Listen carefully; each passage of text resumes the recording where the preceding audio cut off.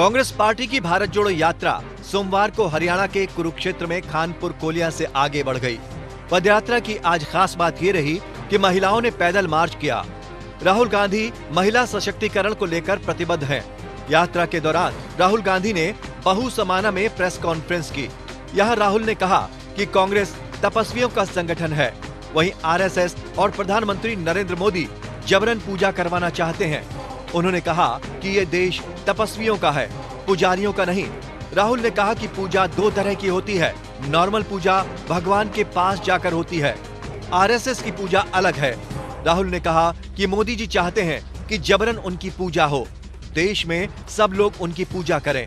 इस बीच कांग्रेस की तपस्या में कमी हो गई थी, यात्रा से उसे पूरा किया जा रहा है। जो तपस्या कर रहा है उसको इस देश की सरकार कुछ नहीं देती। जो नरेंद्र मोदी जी की पूजा कर रहा है उसको सारे का सारे दे देती। हिंदुस्तान तपस्वियों का देश है। हिंदू धर्म में तपस्वियों की पूजा होती है। सही बोला या गलत बोला? हम तपस्वियों का आदर करते हैं, उनके सामने हाथ जोड़ते हैं। हिंदू धर्म कहता है कि तपस्वियों की पूजा होनी चाहिए।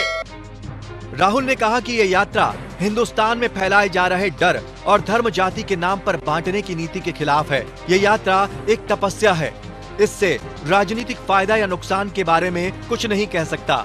यात्रा के 3 लक्ष्य हैं। भारत जोड़ो, डर के खिलाफ खड़े हो। दूसरा मुद्दा, हिंदुस्तान में आर्थिक असमानता हो रही है, जिसमें सारा धन मीडिया और दूसरे इंस्टीट्यूशंस 3 से 4 लोगों के हाथ में है। उससे भयंकर बेरोजगारी पैदा हो रही है।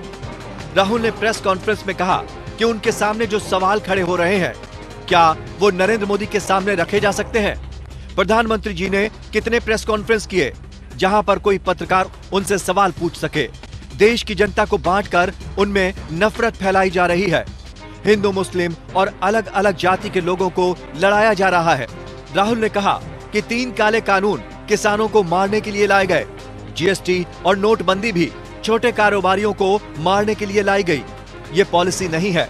मैं गारंटी देता हूं कि कांग्रेस पार्टी की सरकार इस तरह आक्रमण नहीं करेगी। किसानों को सुरक्षा दी जाएगी। राहुल ने दावा किया कि नॉर्दर्न बेल्ट में यात्रा को अच्छा रिस्पांस मिल रहा है। इन राज्यों में कांग्रेस की सरकार आएगी।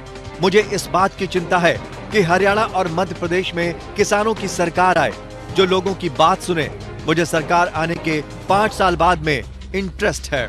आपको बता दें, इससे पहले रविवार को एनसीपी चीफ शरद पवार ने राहुल गांधी की तारीफ की थी।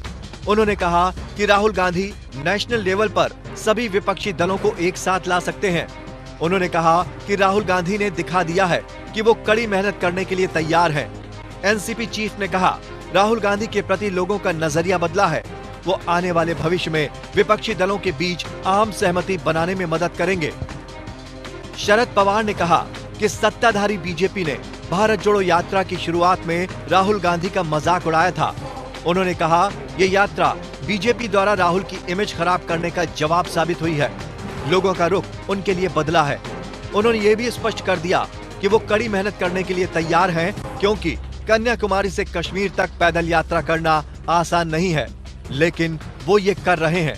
शरद पवार ने यह भी कहा कि भारत जोड़ो यात्रा सिर्फ कांग्रेस पार्टी तक सीमित नहीं है, बल्कि इसमें अन्य सियासी दलों, संगठनों और महात्मा गांधी की विचारधारा के समर्थक भी शिरकत कर रहे हैं। उन्होंने कहा कि इस यात्रा को आम आदमी से भी सहयोग मिल रहा है। बड़ी संख्या में आम लोग भी इस यात्रा में शामिल हो रहे हैं। कांग्रेस पार्टी की तरफ से एनसीपी चीफ के इस बयान को लेकर उनका धन्यवाद किया गया है। महाराष्ट्र कांग्रेस के वरिष्ठ नेता बाला साहेब थोराट ने कहा कि विपक्षी दलों का मकसद बीजेपी को सत्ता से हटाना है और राहुल गांधी इसमें प्रमुख रोल निभाएंगे। Bureau report.